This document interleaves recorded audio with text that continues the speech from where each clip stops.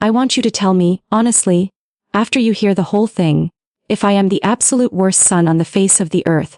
Because that's what my own mother and father called me, right before the whole situation escalated to the point where I was staring at flashing blue and red lights through my front window. I'm talking about the day the police showed up at my house, because I refused to send my parents $2,100, which they demanded after they deliberately and completely ghosted the single most important day of my entire life.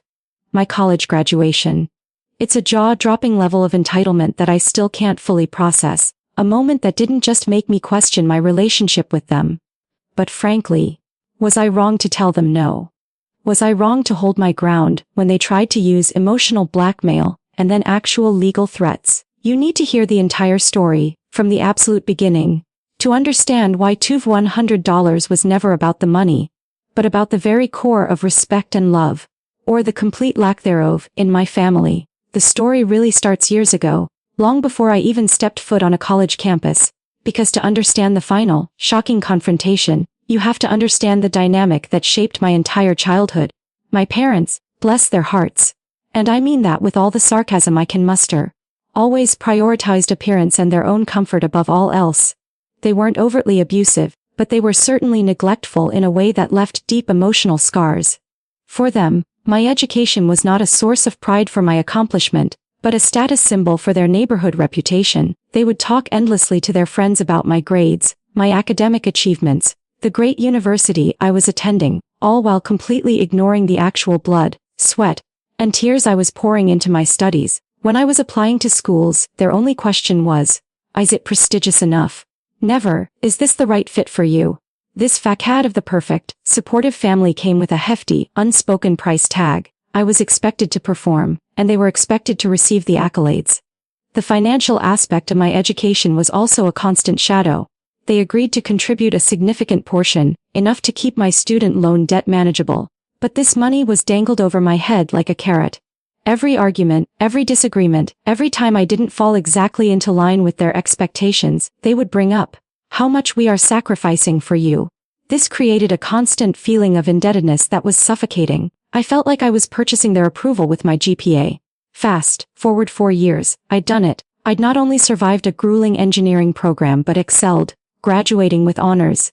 The debt they helped me avoid was real, and for that, I was genuinely grateful, but that gratitude was often overshadowed by the emotional cost. Graduation day was set for a Saturday in early June. I had done all the planning myself, booked the tickets for the extended family, secured the hotel rooms, made dinner reservations.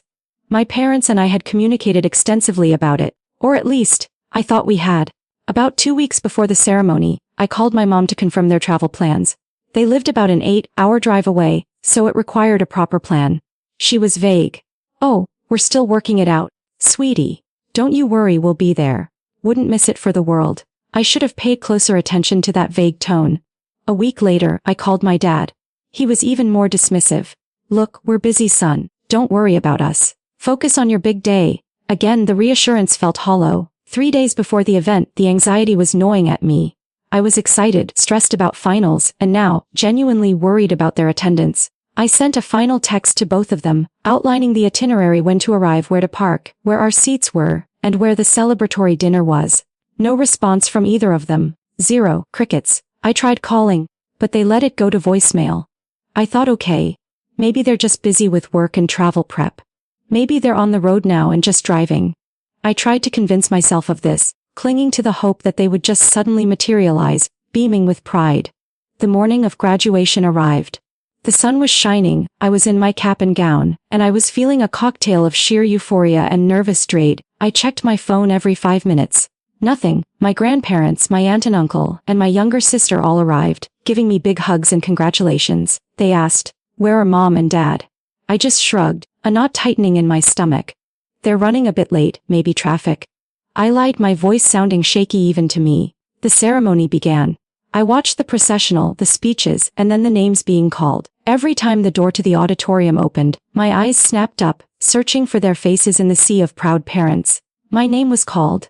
I walked across the stage, shook hands, accepted my diploma. The physical culmination of 4 years of relentless effort. And they weren't there. Not in the audience, not running late, not parked on the street. They were simply absent. My sister kept leaning over, whispering comforting words, my grandmother holding my hand tightly, but the sting was palpable. It felt like a punch to the gut. The world was celebrating my achievement, but the two people whose approval I'd been subconsciously seeking my whole life hadn't shown up to witness the moment. The post-ceremony celebration was muted for me. I put on a brave face, smiled for the photos, and went to the dinner, but a deep, icy feeling of profound disappointment and betrayal had settled over me. It wasn't about a gift, it was about presence. It was about care.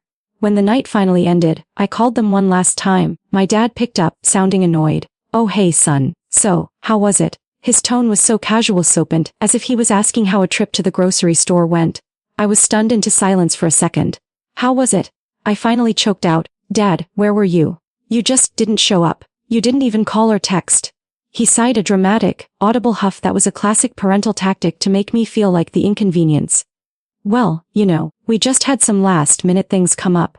Work. You know how it is, we were busy. Your mother wasn't feeling up to the drive. Busy. Too busy for the one event they'd constantly bragged about." His explanation was so flimsy and disrespectful that it stripped away any remaining goodwill I had.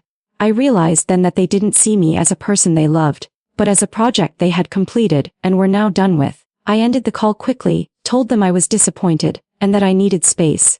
I didn't wait for a response. I hung up the phone and cried. It wasn't a small sniffle, it was a deep, guttural sob of release for years of unacknowledged hurt. I spent the next 2 weeks processing, focusing on finding a job, and settling into my new apartment. I had decided to maintain a low-contact relationship for a while. Then, 2.5 weeks after the graduation, the phone call came that flipped the script from heartbreaking to utterly infuriating. It was my mother. She started off saccharine sweet, the tone she always used when she wanted something. "Oh, my handsome graduate, so proud of you, honey. We were so bummed we missed it, but things happen, right? I just gave a non-committal, She then transitioned, and this is where you need to hear the actual words, because they are burned into my memory. "So, listen, Dad and I have run into a little hiccup. You know that new granite countertop we ordered for the kitchen? Well, the installer had a fee we didn't quite budget for, and there was a surprise repair on the car." I was starting to get a sick feeling in my stomach. She continued, in a voice that was both pleading and manipulative. "We are short, and we were wondering if you could help us out. We need about $2,100 to cover it all. Since you just graduated and have that engineering job lined up now, you must have some money from all those graduation gifts. It's just a loan, of course. We'll pay you back, eventually." I felt the blood drain from my face. $2,100 for a countertop and a car repair. They had just skipped my graduation without so much as a proper apology, and now they were calling to demand a significant amount of money from me, a new graduate with rent and student loans looming. The entitlement was astounding. It completely validated every negative thought I'd ever had about their self-centeredness. This was the moment I realized I had to draw a line in the sand, a boundary that should have been there all along. So that's the situation I was in. They skipped my graduation, used a pathetic excuse, and 2 weeks later, they called me not to apologize, but to ask for $2,100 to pay for their home improvement and car troubles. It wasn't even a loan they were prepared to put a repayment plan on. It was an expectation, an assertion of ownership over my finances, because they felt they deserved it.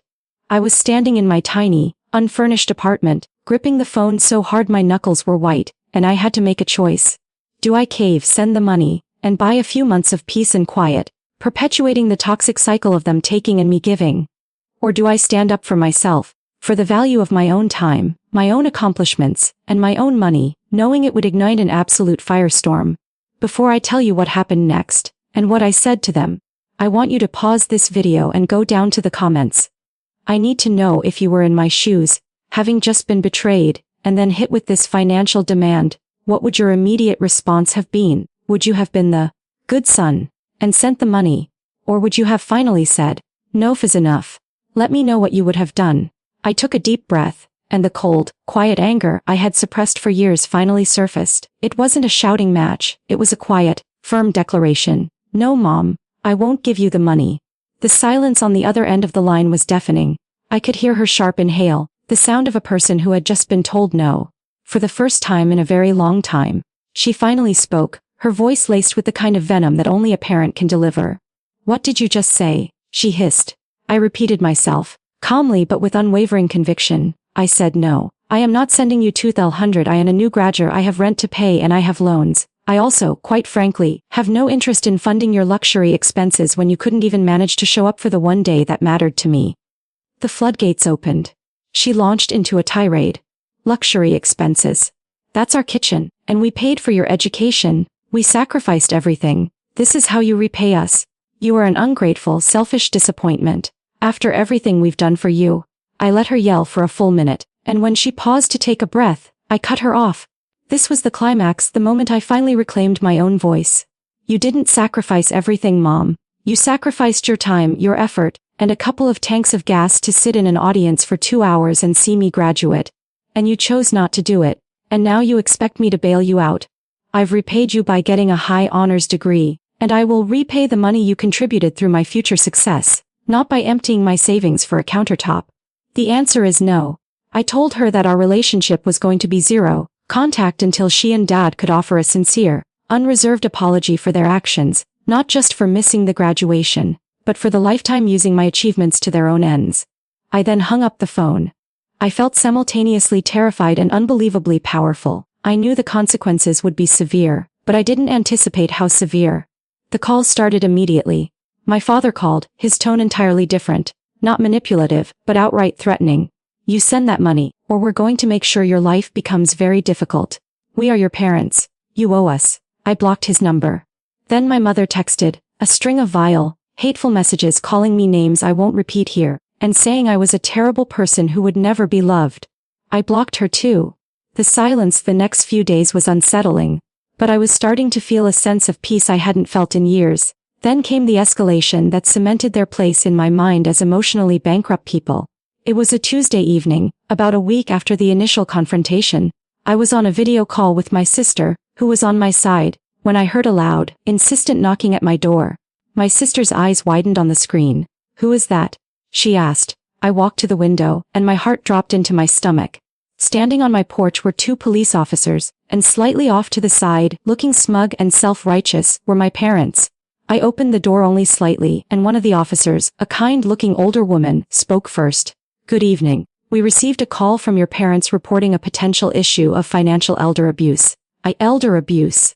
My parents were in their early 50s. I almost laughed out loud at the absurdity, but I kept my composure. Officer, with all due respect, that is absolutely ridiculous. My parents are standing right there, and they are not elderly. I am a new college graduate who refused a financial demand from them, and this is their attempt to harass and intimidate me. My father stepped forward, his voice dripping with false concern. He's struggling, officer. He's had a breakdown. He's withholding funds that belong to us that we invested in his education. It's theft, really. The female officer looked between me and my parents, clearly seeing the ridiculousness of the situation. I immediately went into defense mode, explaining everything in a quick, clear burst: the graduation, the demand for $200 for a countertop, my refusal, and the immediate threats. I showed the officers my parents' previous text messages, the nasty ones, proving their intent was harassment, not a legitimate concern for my well-being or a claim of abuse. The officers took my statement, spoke to my parents again, who were now sputtering and pointing, and finally, the male officer turned to them. Sir, ma'am, this is a civil disagreement over a loan, or lack thereof. There is no evidence of financial elder abuse, nor is there any crime here. You can't use the police to force your adult son to give you money. You need to leave the premises immediately, or we will charge you with filing a false report and harassment. The look on my parents' faces was priceless, the complete shock of their tactic failing, their ultimate manipulation falling flat. They looked defeated and furious. They tried to argue with the officers, but it was useless. They were ushered off my property. As they drove away, my father shot me a look of pure, concentrated hatred. A look that confirmed for me that I had made the right decision. The aftermath was exactly what I expected. Total silence from them, except for a few angry messages from extended family members who had only heard my parents' side of the story, that I was a heartless, cruel son who had abandoned his poor parents. I sent a calm, factual message to the entire family group chat, detailing the graduation ghosting, the $200 demand, and the call to the police, with screenshots of the texts. It created a massive fissure in the extended family, but the people who mattered, my sister, my grandparents, my aunt and uncle, stood firmly by me. I've gone no contact with my parents. That call to the police was the final line they crossed. They didn't just miss my graduation, they proved that their love was always, and only conditional upon my compliance and financial contribution. They treated my biggest life achievement as an opportunity to shake me down for cash, and then tried to weaponize the legal system when I resisted. I guess the moral of this whole nightmare is that sometimes, the greatest act of self-love is the strength to walk away from the people who claim to love you most, but only see you as a source of supply. My life is so much quieter, so much more peaceful now, even if it's a little emptier at the holidays. The silence where their constant demands used to be is the greatest gift of all. I was not wrong for saying no, and I was not wrong for protecting my peace. If you were on my side in this whole mess, please like this video. It helps me know I'm not crazy for standing up for myself. Subscribe for more deeply personal and shocking stories like this, and please share your final thoughts on this whole mess in the comments section below. I want to know if you've ever had a parent or family member try a stunt this manipulative. I'll see you all in the next story.